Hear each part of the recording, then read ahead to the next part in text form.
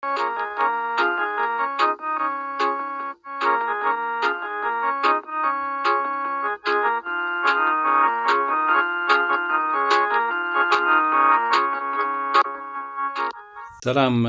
سمعتي دقيقة سلام كبدي فتو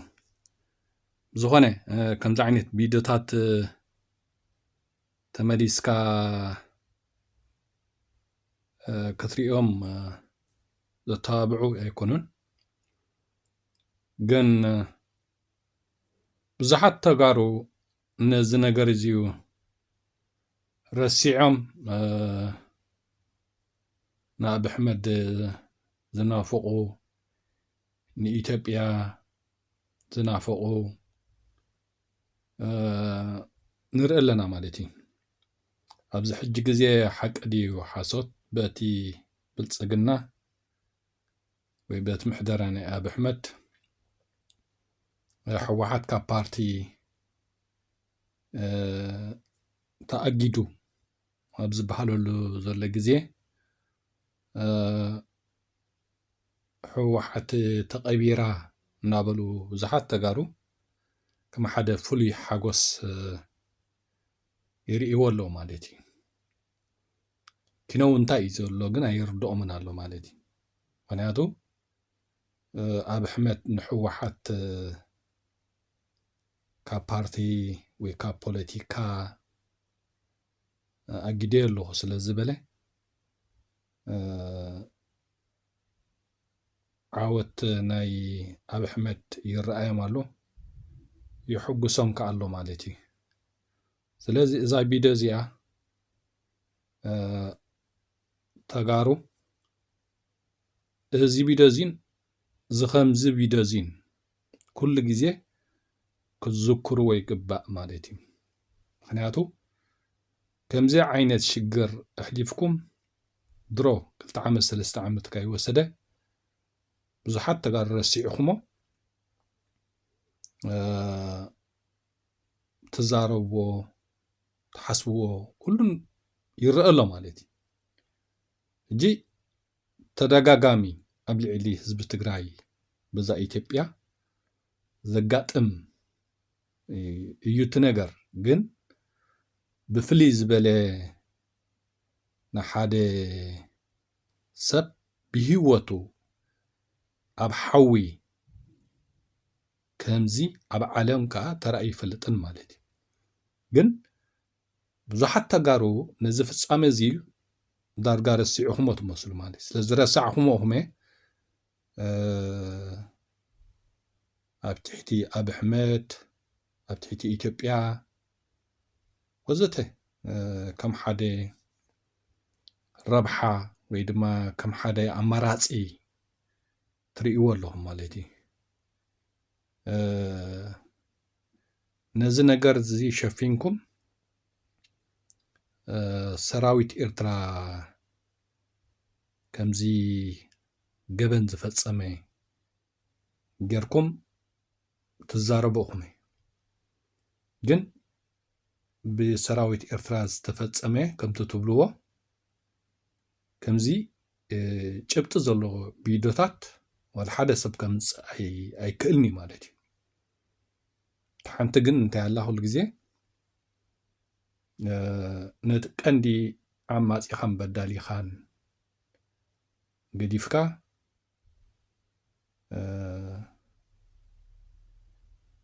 أبلي علي سراويت إرترا والحنتي جبت خطأ قرب زي تغل برتا توكيسي ديو بلدي بسراويت إرترا مالتي كمزي بيلكا أبلي عدي زبقن بسراويت إرترا فتصم أي كألن مالتي جن ببزحت تجارو جن أب أحمد زحشلو بوغان إرترا زخفئ أب عالم تزخفئ شعبية إيو حادة إيو دابلكا بزح نجاري زراب مالتي حقنيا تاريخ بالسراويت إثيوبيا قبل اللي حزب تግራይ ዝተፈጸመ ግን ምስ ጭብጡ እዚ እቲ ታሪክ ማለት እዩ ካልእቲ ብሰራዊት ኤርትራ ከምዝዶ ስልካ ምኽኒት እዩ በቃ ምኽኒት ትግራዋይ ንምኽኒት ዝተፈጠረ ፍጡር እዩ ንሱ ስለ ዝኾነ ይኻነ ኩሉ ግዜ በታ ኢትዮጵያ ጽፋዕ ዘሎ ማለት እዩ ኣብ ውሽጢ 3 ዓመት ነዚ ታሪክ ዝረሲዑኹሞ ሕጂ በአብ ኣሕመድ ሕወሓት ካብ ፓርቲ ሓኺኹ ጥፊእዋ ቀቢርዋ እንዳበልኩም ሓጎስኩም ትገልጹለኹም ማለት እዩ ቶም ገለ ተጋሩ ብጣዕሞም ትሕዝኑ ሕወሓት እለይዎ ኣቕጽልዎ ተጋሩ ባዕልኹም ጉዳይ ክትሕዝዎ ዝግባአኩም ንሕወሓት ወይ ንቲዲኤፍ ዝኣለየ ኣብ ኣሕመድ ከ እንታይ ሒዙ እዩ ክመጻኩም ከም ዝኽእል ወይ እንታይ ሒዙ ኣብ ቀጻሊ ናብ ተጋሩ ከም ዝመጽእ ኣብ ኣሕመድ ጠፊኢኩም ብሓፈሻ በታ ኢትዮጵያ ወይ በኣብ ኣሕመድ ታብ ልዕሊ ተጋሩ ትፍጸም እዛ ቪድዮ እዚኣ ብሕጂ እውን ማለት እዩ እጅት ሓደ ነገር ሕወሓት ተቃወምዎኩም ንሕና ኤርትራውያን ንህግደፍ ንቃወም ኣለና ሶም ከዓ ንሕወሓት ክትቃወምዎ ሕወሓት ተቃዊምኩም ድኹም ኣሊኹም ድኹም ካልእ ንህዝቢ ትግራይ ይሓሽ ዝበልኩም ኣማራጺታት ክትገብሩ ግድነት እኮ እዩ ግን ንሕወሓት ባዕልኹም ህዝቢ ትግራይ ክትኣልይዎ ዘለኩም ብኻልእ ሓይሊ እሞ በአብ ኣሕመድ በቲ ጨፍጫፊ ንህዝቢ ትግራይ ክሳብ ብሓዊ ከምዚ ዓይነት ገበን ዝፈጸመ ሰራዊት ኢትዮጵያ ንሱ ኣብ ልዕሊ ሕወሓት ዘካየዶ ዘሎ ከም ሓደ ኣመራጽን ዓወትን ትርእይዎ ዘለኹም ተጋሩ ኣይትረስዕዋ ድሕሪ ዝተወሰነ ግዜ ሓደ እቲ ብኸምዚ ዓይነት ሕወሓት ኢድ ጣሚሩ ክኸይድዩ ገለ ኢልኩም ትሓስቡ ንሕኾንኩም እቶም ከምኡ ትሓስቡ ሰባት ማለት ደቂስኩም ኣለኹም ማለት እዩ ስለዚ ብኸምዚ ዓይነት ውሳኔ ንሕወሓት ካብ ህዝቢ ትግራይ ክፈልዮ ዓቕሙ ኣለዎ ድዩ እቲ ኣብ ኢትዮጵያ ዘሎ ናይ መረፃ ቦርድ ድዩ ዋላ እቲ ብልፅግና ዝበሃል ሲ ብዙሕ ነገር እዩ ዘሎ ናይ ፕሪቶሪያ ኣሎ ምስ ሕወሓት ዝተኣሳሰረ እዩ ልዕሊ ኩሉ ግን ሕወሓት ካብ ፓርቲ ተኣጊድ ካለኻ ተባሂሉስ ሕራይ ኢሉ ከይድ ሕወሓት ድኹም ትጽበዩ ተንገለ ተጋር ሕወሓት ካብ ፖለቲካ ተኣጊዱ እንታይ ማራፂ ዘለኩም ተጋሩ ተኣማራፂታት ካብ ኣብ ኣሕመድ ካዚያ ትርእይዋ ዘለኹም እያ ትመጻኩም ስለዚ ንሕወሓት ጽልእዎ ግን ባዕልኹም ተጋሩ ተከአ ሓይሊ ናይ ሕወሓት ባዕልኹም ክትፈጥሩ ትክእሉ ኣለኩም ደኣምበር በቲ ኣጽናቲ ኣብ ኣሕመድ ኣብ ውሽጥኹም ከምዚ ዓይነት ምክፍፋላት እናገበረ ኩናት ሕድሕድ ከኣጉደልኩም ተዘይኮይኑ ኣብ ኣሕመድ ህዝቢ ትግራይ ትድሕንሉ ወይ ሰላም ትረኽብሉ ክሓስብ ኣይክእልኒ ማለት እዩ ስለዚ ብወገን ተጋሩ ብዙሓት ኢና ንሪአኩም ዘለና ናብ ወገን ኤርትራ መንነት ዶ ብሄራት ኤርትራ ሰራዊት ኤርትራ እናበልኩም زي ملكتكم زربا شبت زي بل زربا أخم هلولو كتبلو تعول ززو وسه بزعبا إيرتراويان هلولو كبلو عل بهرات إيرتران نال عليه يا كم نجر تزلوكم تاكم زبلا زك أسألتكم إثيوبيا ززمس مراحي إثيوبيا نتجارو خمز بلا زك أسأل ويكم زبلا تكأسل إثيوبيا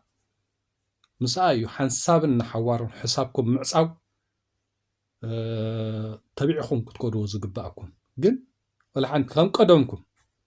نيقرب غزيه تتاوحس تواغو اما وداتو كم تلمت كل خفلكم مسواتي ني إثيوبيا تركبوا مالتي درو كمزي عينت كسبب حوي زتقاصلكم له نجر حجره تግራይ نبلكم كندي الافات كفيلكم حجي أب أحمد نحوحات كابي بوليتيكا أجيديا سلزبولكم بكا تحويسكم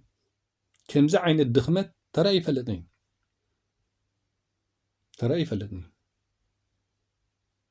نمنتاي كم زع بخمسة عينت قبل عيلة تجارب جبن زفتم مراحي نخص يزفقدلو نخصتو أيفقدلو لين يسلزبولكم استحقسوا شحصل أو نحوحات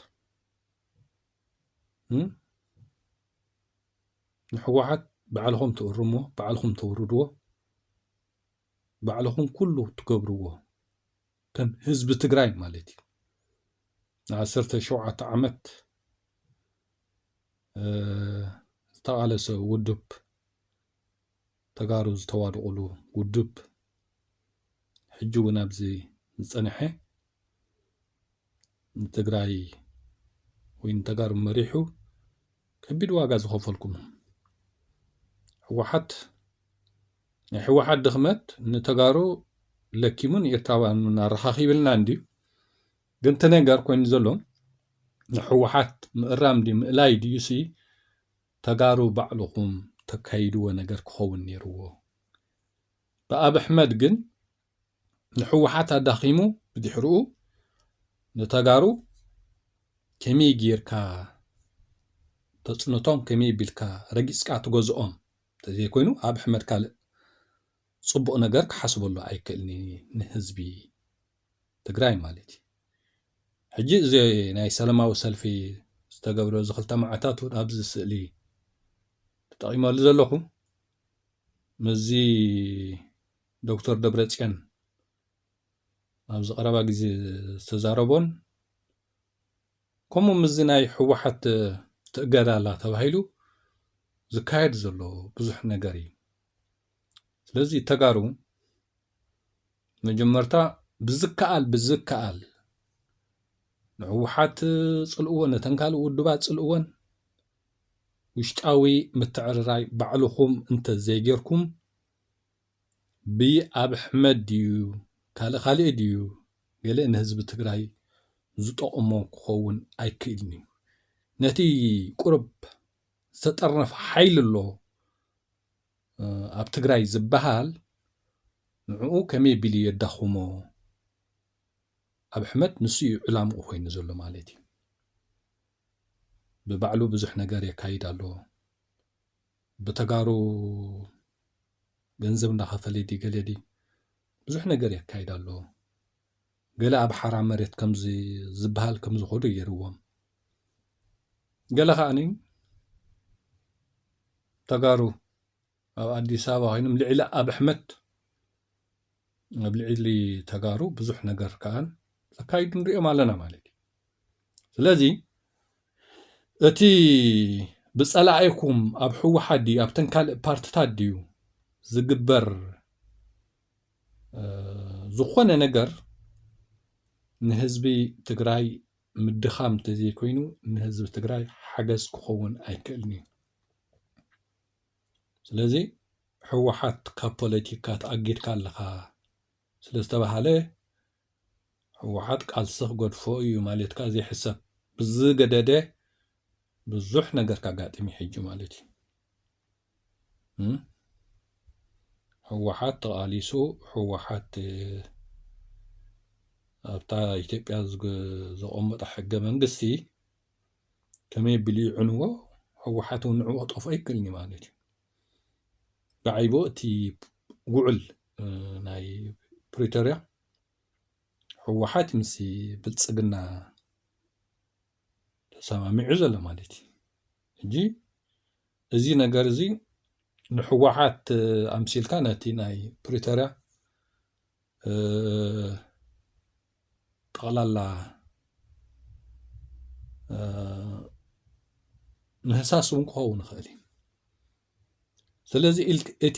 ኢልካ ግን እታ ኢትዮጵያ ብዓባያ ወይ ድማ ዘዝመፀ መራሕቲ ኣብታ ኢትዮጵያ ነዛ ታሪክ እዚኣ እዩ ኣብ ልዕሊ ህዝቢ ትግራይ ወላ ፅባሕ ከደግማ ዝኽእል ማለት እዩ ኣብ ኣሕመድ ብሕጂ ንትግራይ ክኣቱ ዕድል እንድሕረኺቡ እዚኣ ዕፅፊ ብዕፅፊ እዛ ፍፃመ እዚኣ ክድገም ምዃና ነብሲ ወከፍ ትግራዋይ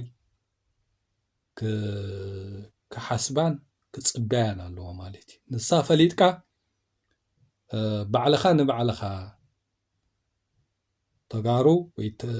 ዝኾነ ትግራዋይ ኣብታ ውሽጢኻ ከመይ ጌርካ ባዕልኻ ጉዳይካ ከተመዓራርያ እንተዘይክኢልካ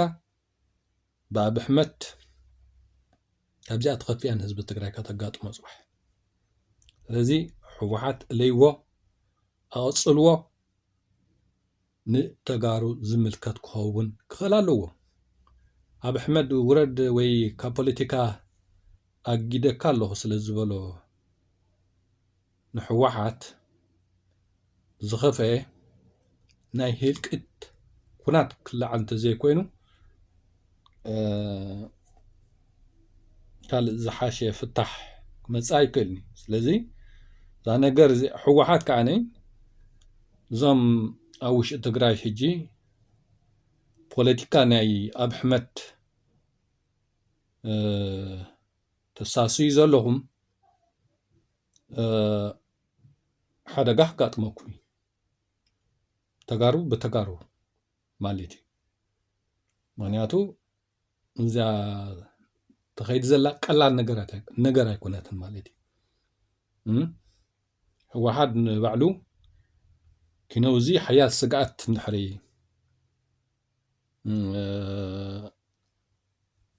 ይረኣዮ ሃልዩ ማለት እዩ ልክዕ እዩ ነቲ ድሌታት ናይ ኣብ ኣሕመድ ተቐቢልኩም ትኸዱ ዘለኹም ተጋሩ ከቢድ ሓደጋ ካጋጥመኩም ከም ዝኽርድእ ነገር እዩ ስለዚ ኣብዚኣ ዝኾነ ትግራዋይ ጥንቅቕ ኢሉ እንተኸደ ፅቡቕ ብኣብ ኣሕመድ ንተጋሩ ዝወሃብ ተቃውምዎ ተቐበልዎ ተጋሩ ብሓደ ክትኮኑ እቲ ዝሓሸ እዩ ማለት እዩ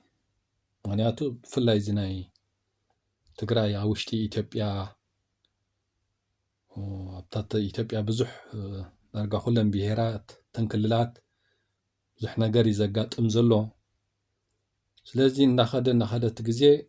ወይ ነገራት እንዳቐፀለ ብዙሕ ሓደጋታት ከጋጥም ትኽእሎታት ስለ ዘለዎ ተጋሩ ከም ተጋሩ ኣብ ተንካል ውድባት ድዩ ወላ ኣብ ሕወሓት ድዩ ምስ ኩሉ ጉድለታትኩም ምስ ኩሉ ውሽጣዊ ሽግራትኩም ሓድነትኩም ከተመዓራርዩ እንተኽኢልኩም እንተዘይኮይኑ ግን ዝኸፍአ ሓደጋ ከጋጥም እዩ ማለት እዩ ስለዚ እዚኣ ቪድዮ እዚኣ ነብሲ ወከፍ ትግራዋይ ክርሳዓ የብሉን ማለት እዩ ክርሳዓ የብሉን ብሂወቱ ከም ዕንጨቲ ኣብ ሓዊ ዝጥበስ ዘሎ ማለት እዩ እዚኣ ረሲዕካ ፖለቲካ ናይ ኣብ ኣሕመድ ተሳሲ እዚኣ ረሲዕካ ኣብ ትሕቲ ኢትዮጵያ ክትነብርን ክትቅፅልን ትሓስብ ትግራዋይ ፅባሕ ድሕሪ ፅባሕ ንዓኻ ንባዕልኻ ኣብታ ውልቅኻ እዛ ነገር እዚኣ ከተጋጥመካ ምዃና ተጸበያ። ስለዚ ንሳ ፈሊጥካ ብሕሉፍካ ተማሂርካ ሓደ ትግራዋይ ምስ ተጋርኡ ሕዋቱ ተላዚቡ ሕሉፍ ጌጋታት ንኸይድገም ሓያል ምክልኻል ክገብር ተዘይክኢሉ እታ ነገር ፅባሕታ ድሕሪ ፅባሕ ልክዕ እዚኣ ክትድገም ብዝኸፍአ ማለት እዩ። ዝኾነ እዛ ቪድዮ እዚኣ ከምዚ ኣቢለ ሸር ክብል ምኽኣለይ ቅረታ ሓተት ይደሊ ግን ምስቲ ተጋሩ ሕማቕ ኣኸያይዳ ትኸድዎ ዘለኹም ዝኸፍአ ሓደጋ እውን ካስዕብ ስለ ዝኽእል እዚ ነገር እዚ እዩ ዝረሳዕኹሞ ሰባት ስለ ዘለኹም ንምዝኽኻር ዳኣ እምበር ተመሊስካ እዚ ቪድዮ እዚ ክትሪኦ ብጣዕሚ ዘፅላኣካ ቃንዛ ፈጥረልካ ማለት እዩ። ግን ንፅባሕ እውን ወይ ንዝመፅእ ክትጥንቀቑ እንድሕር ኮንኩም ልክዕ እዚ ቪድዮታት እዚ ኣይትረስዕዎ። ነብሲ ወከፍ ትግራዋይ ማለት እዩ። ነብሲ ወከፍ ትግራዋይ እዚ ፍፃመ እዚ እንድሕር ረሲዕካዮ ከም ቀደምካ ኣብታ ኢትዮጵያ ክትግራኻ ፅባሕ ድሕሪ ፅባሕኻ ልክዕ እዚኣ ተጋጥመካ። ስለዚ እዚኣ ካብ ምባል እያ እዛ ናይ ሕጂ